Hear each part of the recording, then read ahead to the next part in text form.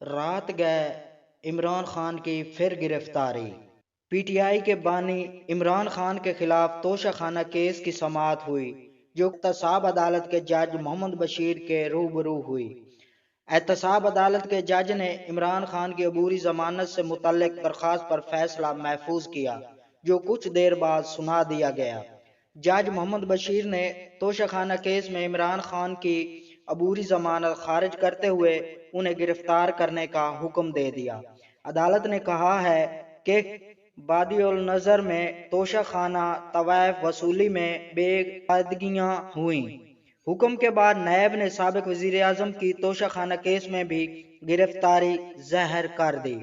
NAB کے prosecutor سردار مظہر نے کہا کہ ہم سابق وزیر اعظم کا توشہ خانہ کیس میں جسمانی ریمانڈ حاصل کریں گے، یعنی کہ پراسیکیوٹر سردار مظہر سابق وزیر اعظم کا توشہ خانہ کیس میں آج جسمانی ریمانڈ حاصل کریں گے۔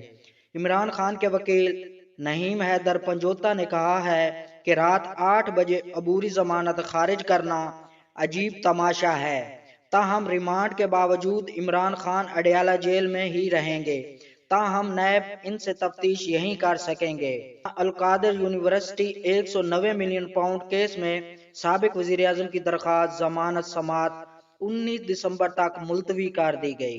راولپنڈی کے اڈیالہ جیل میں سائفر کیس میں سابق chairman P T I Imran Khan اور vice chairman P T I Shah Mahmood Qureshi پر فرد جرم عائد کر دی گئی۔